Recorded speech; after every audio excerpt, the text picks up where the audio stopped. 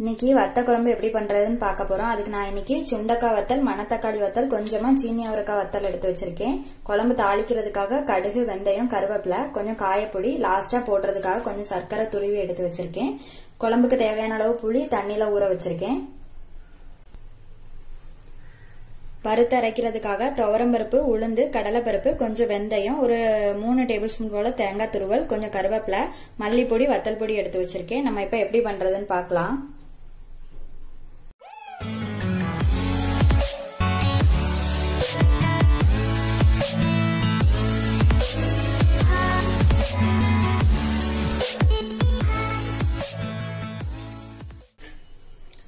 இப்ப வறுக்கிறதுக்காக எண்ணெய் விட்டுருக்கேன், நல்லெண்ணெய் தான் விட்டுருக்கேன். இப்ப இதுல கடலைப்பருப்பு, துவரம்பருப்பு, உளுந்து போட்டுக்கலாம்.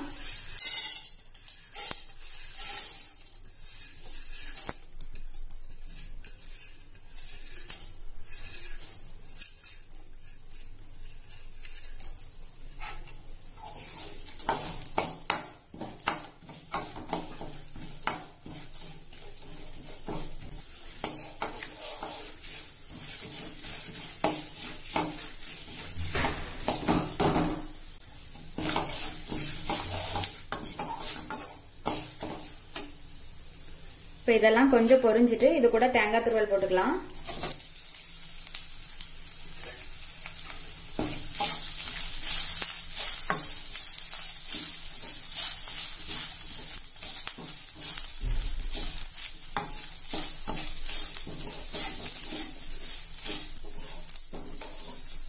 இது லேசா செவக்கட்டும்.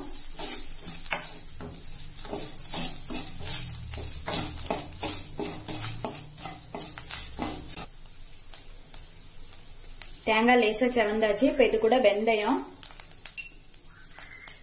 கருவேப்பிலை, கொத்தமல்லி பொடி, வத்தல் பொடி ரெண்டுமே சேர்த்துக்கலாம்.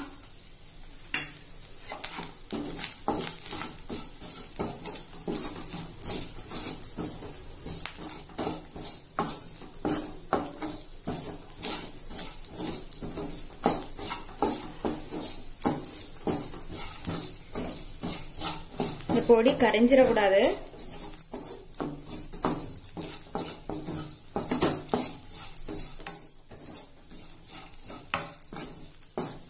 வறுத்தது போதும்.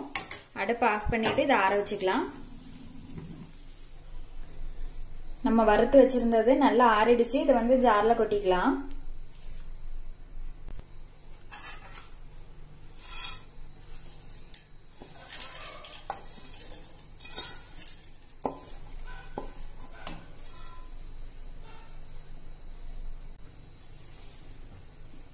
இப்ப இது கூட நம்ம ஊற வச்சிருந்த புளியில உள்ள நார் எல்லாமே எடுத்துட்டு அதையும் இது கூடவே சேர்த்துக்கலாம்.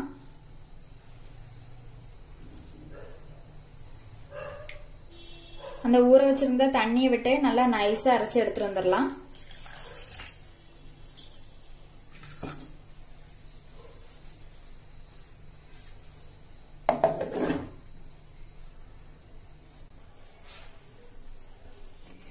நல்லா நைஸா அரைச்சிட்டு வந்தாச்சு. அதை ஒரு பாத்திரத்துல போட்டு வச்சிருக்கேன். ஜார் அலசி கொஞ்சமா தண்ணி விட்டுருக்கேன். இப்ப நம்ம குழம்பு தாளிச்சுக்கலாம். குழம்பு தாளிக்கிறதுக்காக மண் சட்டியில நல்லெண்ணெய் விட்டுருக்கேன். இப்ப இதுல கடுகு, வெந்தயம் போட்டுக்கலாம். வெந்தயம் இப்ப இது பொரியட்டும். கடுகு, வெந்தயம் பொரிஞ்சாச்சு. இப்ப இது கூட வத்தல் எல்லாத்தையும் போட்டுக்கலாம்.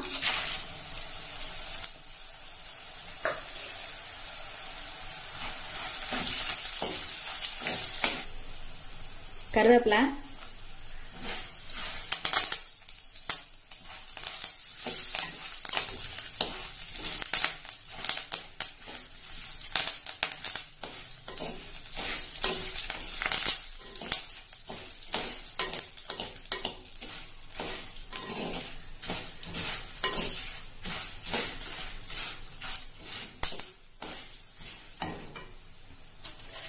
வத்தல் எல்லாம் நல்லா பொரிஞ்சாச்சு. காயப்பொடி போட்டுக்கலாம்.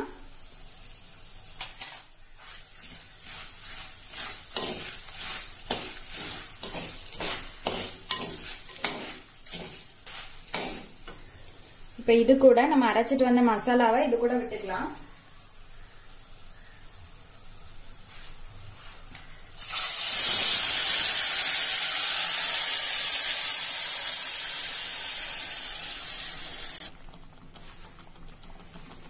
இப்போ இது கூட கொஞ்சம் தண்ணி விட்டுக்கலாம்.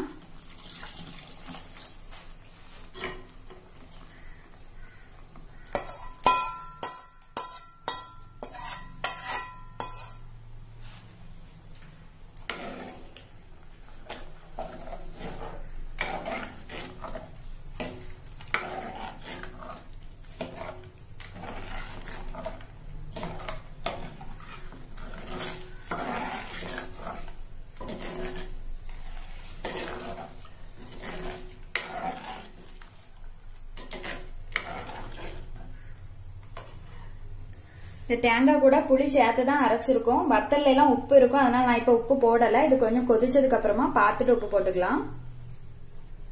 இப்ப இது கொதிக்கட்டும்.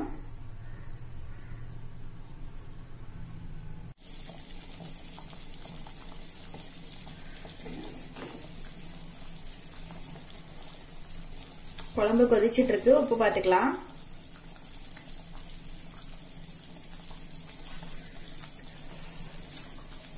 ஒரு ஸ்பூன் உப்பு போடுறேன், கல்லுப்பு.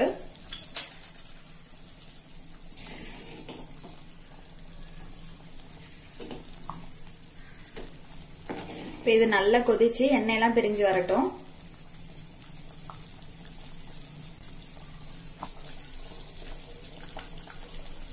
நல்லா கொதிச்சு எண்ணெய் எல்லாம் லேசா பிரிஞ்சு வந்திருக்கு. இப்ப இதுல சர்க்கரை போட்டுக்கலாம்.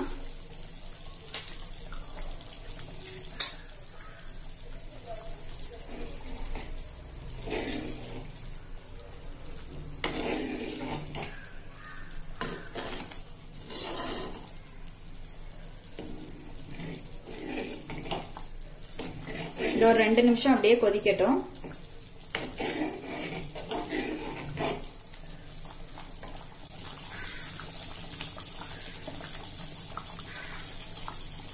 ரெண்டு நிமிஷம் நல்லா கொதிச்சாச்சு. இப்ப அடுப்பு ஆஃப் பண்ணிக்கலாம்.